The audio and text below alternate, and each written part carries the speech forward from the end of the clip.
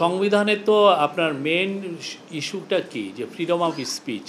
তো আমার মনে হয় যে আমাদের সংবিধানে ফ্রিডম অফ স্পিচটা ওয়েল প্রোটেক্টেড। এটা আপনি যদি সংবিধানের বিভিন্ন ধারা দেখেন সেখানে খুবই ভালো স্পষ্ট ভাষায় লেখা আছে, এটাই মূল ইস্যু। অত ডিটেল তো আর সংবিধানে থাকে না।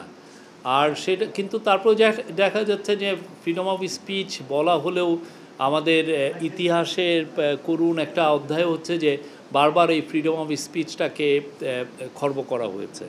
আপনি জানেন শেখ মুজিব এটা করেছেন, পরবর্তীতে মিলিটারি গভর্নমেন্টগুলোর মধ্যেও এইটা টেন্ডেন্সি ছিল। আর আমরা গত 15 বছরে তো দেখেছি এটা একটা ভয়াবহ রূপ আমরা দেখেছি।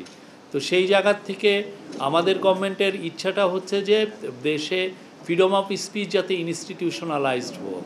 এবং আপনারা জানেন অনেকের ক্রিটিসিজম সত্ত্বেও আমরা কিন্তু কোনো মিডিয়াকে আমরা বন্ধ করি নাই, যদিও তাদের অনেকের বিরুদ্ধে অনেক রকমের বড় বড় অভিযোগ। তারা কি কি অভিযোগ আপনারা জানেন, আমি এটা নতুন করে রিপিট করতে চাই না।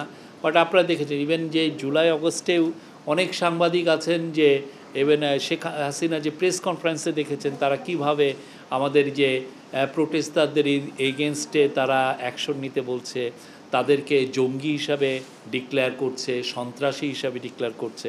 এই সাংবাদিকরা কেউ কেউ এখন বিভিন্ন পদে আছেন, তারা বিভিন্ন পদে আছেন, আমরা জানি, আমরা দেখছি। কিন্তু কথা হচ্ছে এই প্রোটেস্টটা আপনাদের তরফ থেকে আসা উচিত। বাংলাদেশে জার্নালিজমটা পরিশুদ্ধ হোক, কেউ যেন চামচামি জার্নালিজম না করে। আপনি চামচামি জার্নালিজম করে কারো কোনো ফায়দা হয় না। এতে হয়তোবা যেটা কারো পূর্বাচলের প্লট হয়, কেউ কেউ হয়তোবা বিদেশে তাদের ছেলে মেরে পাঠাতে পারেন। এবং দেখেন অনেক জার্নালিস্ট বিদেশে চলে গেছে। কেন বিদেশে গেছে? বিকজ সে টাকা, বিশাল পরিমাণ টাকা সে বিদেশে নিয়েছে। এবং তার বিদেশের টাকাটার সোর্স, একটা জার্নালিস্ট কয় টাকা ইনকাম করে? আমি তো অনেক অনেক টাকা ইনকাম করতাম, কিন্তু তারপরেও তো দেখা যায় যে বেশি সেভিংস তো হয় না। তো অনেকে 300-400 কোটি টাকা বানিয়েছেন, এবং যাদের অ্যাকাউন্টসে যে নিউজগুলো আমরা দেখি যে অনেকগুলো টাকা। আমরা চাই যে জার্নালিজমের ফ্রিডম অফ স্পিচটা ইনস্টিটিউশনাল হোক। প্রত্যেকটা পত্রিকা, নিউজ ওয়েবসাইট, টিভি তাদের RICL TMX, যুগের পর যুগ স্থাপনা থাকে মজবুত। অবশ্যই মতাদর্শ থাকবে, কিন্তু রিপোর্ট যেগুলো করুক সেটা যেন প্রো পিপল হয়, মানুষের কথা বলে এবং পাওয়ারফুল পিপলকে অ্যাকাউন্টেবল করে। আপনার কাজটা কি? পাওয়ারফুল পিপলকে অ্যাকাউন্টেবল করা, মানুষকে সঠিক তথ্য দেওয়া, এইটা যেন হয়। কেউ যেন ডিসইনফরমেশন না ছড়ায় এবং চামচামি যেন না হয়। ভয়াবহ রকমের চামচামি হয়েছে গত 15 বছর, ভয়াবহ। এবং এটার জন্য আমরা একটা কাজ করছি যে আমাদের যে জার্নালিজমের যে ফেইলুর যেটা ছিল গত 15 বছরে, সেটা নিয়ে অলরেডি তো আমরা একটা কমিশন করেছিলাম, তারা একটা রিপোর্ট দিয়েছে ভালো। আপনারা সবাইকে আমি অনুরোধ করব এই রিপোর্টটা পড়তে, এটা অনলাইনে আছে। আর অ্যাট দ্য সেম টাইম আমরা যেটা করছি সেটা হলো ইউএনকে, আমরা ইউএনের যে অফিসকে আমরা একটা চিঠি দিচ্ছি, এটা আজকালকের মধ্যে যাবে। চিঠিতে আমরা বলছি যে তারা যেন একটা ইন্ডিপেন্ডেন্ট এক্সপার্ট নিয়ে এসে বাংলাদেশের জার্নালিজম কিভাবে ফেইলুর হয়েছে গত 15 বছর, হাসিনার 15 বছর, কিভাবে জার্নালিস্টরা সত্যিকার অর্থে মানুষজনকে জঙ্গি ট্যাগ করে তাকে কিলিংয়ের বৈধতা দিয়েছে অনেকে, আছে না?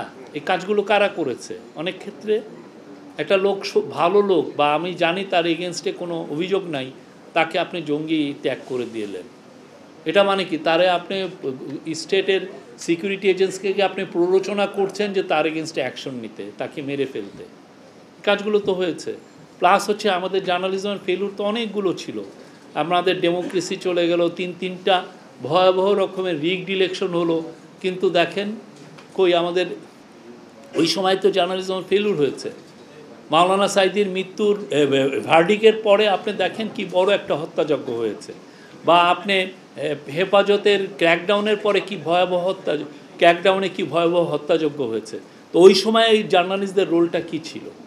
এটা প্রত্যেকটা সোসাইটি, এটা বাংলাদেশটা, প্রত্যেকটা সোসাইটিতে এই সমস্ত ঘটনা ঘটলে জার্নালিস্টদের রোল কিন্তু সামনে আসে।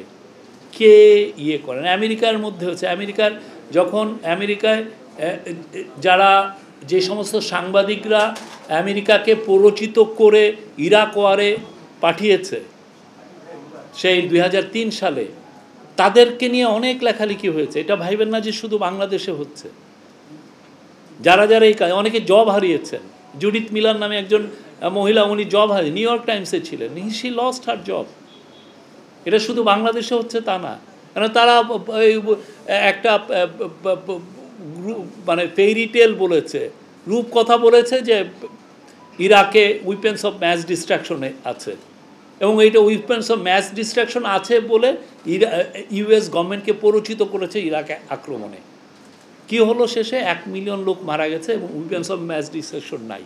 তো তাদের ফেইলুরটা তো তারা তাদের সোসাইটিতে এটা নিয়ে ডিবেট হয়েছে, আপনি পারলে গুগল করে দেখেন। তো বাংলাদেশেও তো এই জার্নালিজমের ফেইলিউর হয়েছে।